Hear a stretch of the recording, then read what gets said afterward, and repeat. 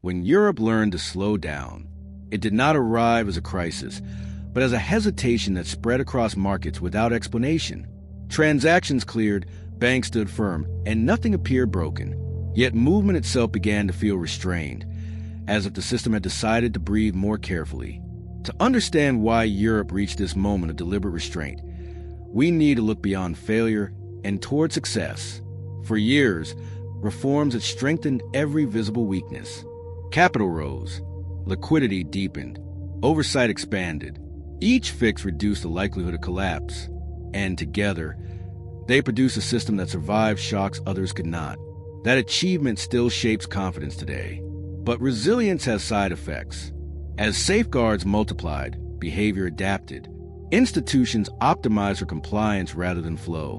Markets adjusted to rules rather than risk. Safety became embedded so deeply that it began influencing decisions long before stress appeared. What emerged was not fragility, but stiffness. The first signs were subtle. Credit slowed despite healthy balance sheets. Market depth thinned during routine volatility. Liquidity accumulated in buffers instead of circulating through the economy. No alarm sounded because nothing was technically wrong.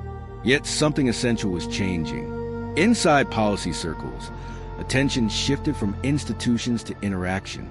Each framework worked, but their overlap created friction. Capital rules encouraged caution, just as liquidity tools encouraged access. Clearing mechanisms demanded speed, while resolution planning rewarded simplification. The system was protected from collapse, yet constrained in motion. This was not a failure of regulation. It was a consequence of success layered upon success. Europe had built defenses so effective they reshaped incentives across the entire landscape. Risk no longer expressed itself through loss. It appeared through hesitation, delay, and synchronized caution. The realization arrived quietly but decisively. Stability could not be defined solely by survival under stress. It also had to include the ability to move, adapt, and allocate when stress was absent. Safety without flexibility was becoming its own kind of risk. Europe stood at an inflection point few systems reach willingly. The challenge was no longer how to add protection, but how to reintroduce motion without reopening old wounds. And in that moment of reflection, a new question emerged. Could slowing down be a form of control rather than a sign of weakness? The debate unfolded behind closed doors, far from market screens and public statements. Policymakers compared data that looked healthy on the surface yet troubling in motion. Capital was ample, liquidity was available, but transactions hesitated. Investment waited. The system absorbed shocks well, yet struggled to accelerate when opportunity appeared. Europe was safe, but increasingly cautious. Banks felt the shift in everyday decisions. Credit officers approved fewer projects not because they were unsafe, but because buffers felt more valuable untouched.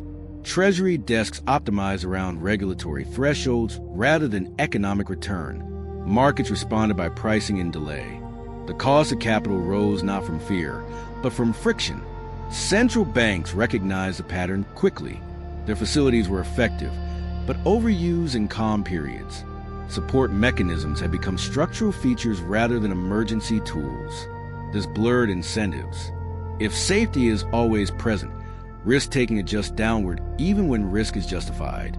The system began treating uncertainty as something to avoid entirely rather than manage.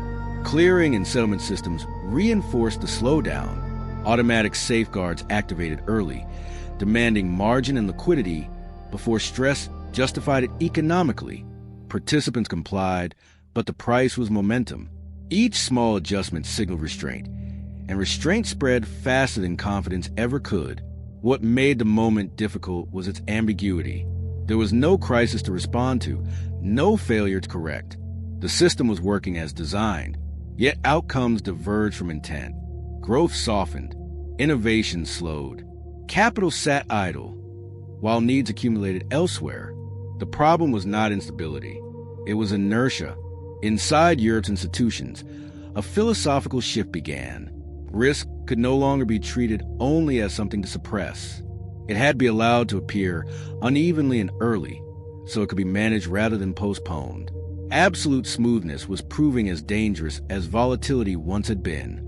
The idea of deliberate slowing took shape, not as retreat, but as recalibration. The system needed room to breathe, not layers to suffocate it. Friction had to be chosen, not imposed accidentally through overlap. Europe was learning something rare. Control does not always mean tightening. Sometimes it means knowing when to release pressure before it hardens into paralysis. And that lesson was about to reshape how stability itself will be defined.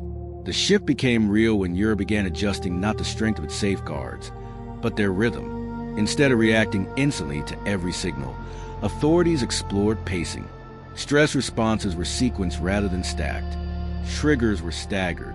The goal was no longer maximum protection at every moment, but coherence across moments. Banks felt the difference almost immediately.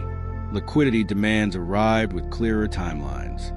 Capital conservation rules allowed conditional release when system-wide pressure remained low. Clearing mechanisms introduced buffers of time as well as money. Risk was still contained, but it no longer demanded simultaneous reaction from everyone at once. Markets responded by rediscovering variation. Some participants moved quickly, others waited. Prices adjusted with texture rather than jumps. Volatility did not disappear, but it became informative again. Movement carried signal instead of triggering automatic defense. The system regained the ability to differentiate. Inside policy circles, this was understood as a turning point. Europe was no longer optimizing for survival alone. It was optimizing for function under safety. The architecture of finance had learned how to pause without freezing, how to protect without paralyzing. Crucially, this was not deregulation. No buffers were abandoned. No discipline was lost. What changed was coordination. Safeguards were treated as instruments in an orchestra rather than alarms on a wall. Timing mattered. Sequence mattered. Interaction mattered. The cost of this approach was accepting visible motion. Small failures could occur. Localized stress might surface earlier, but those outcomes were preferable to system-wide stiffness that hid risk until it grew too large to manage gently. Europe chose exposure over surprise. Institutions adjusted behavior accordingly. Credit flowed with more confidence. Capital found use rather than shelter. Risk-taking returned, measured and priced rather than suppressed. The system did not become reckless. It became legible again. For the first time since the crisis era began, Europe allowed itself to trust adaptation over accumulation. Stability was no longer defined by how much pressure the system could absorb, but by how gracefully it could respond. The lesson was subtle but profound. Slowing down was not retreat. It was intentional control, applied before acceleration became dangerous again. And with that understanding, Europe prepared for final step in redefining what resilience truly means. The final realization settled slowly, not as a rule change, but as a shift in instinct. Europe understood that resilience could no longer be measured only by what the system could survive. It had to be measured by how the system behaved between moments of stress. Strength without movement was not stability. It was delay. By learning to slow down deliberately, Europe reclaimed something it had been quietly losing: choice. When safeguards acted in sequence rather than collision, policymakers regained the ability to steer rather than merely absorb. Risk no longer hid inside friction. It surfaced early, unevenly, and in manageable form. That visibility restored judgment. Banks adapted first. Decision-making widened. Capital was deployed with intention instead of caution alone.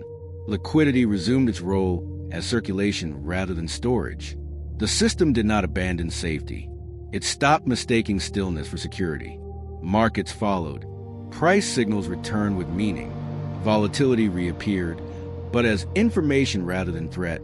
Participants differentiated again, responding based on assessment instead of automation. The financial landscape regained texture, allowing pressure to dissipate gradually rather than accumulate unseen. For regulators, the lesson was humbling. Decades of reform had not been wrong. They had been incomplete. Protection without coordination reshapes behavior in unintended ways. Control is not achieved by layering defenses endlessly, but by understanding how those defenses interact over time. Europe did not weaken its system by slowing down. It strengthened it by restoring adaptability. The The continent accepted that small, visible strain is healthier than silent rigidity, that resilience is not silence, but response, and that motion, when guided, is not instability. The era of rewriting risk did not end with certainty. It ended with awareness, a recognition that stability must evolve alongside the systems it protects, that safety must leave room for judgment, and that true control lies not in preventing every tremor, but in ensuring no tremor becomes an earthquake. The future will test these lessons again.